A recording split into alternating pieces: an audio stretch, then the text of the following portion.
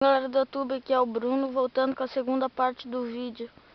Aqui, começo de fogo com o tecido carbonizado com óleo diesel. Pega bastante tempo ali, ó. Bom, agora o fogo já pegou aqui, né, na madeira. Ele tá demorando um pouquinho pegar, mas pegou bem.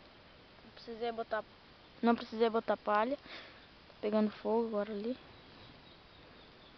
Bom, só queria fazer essa demonstração. Falou, galera, até o próximo vídeo.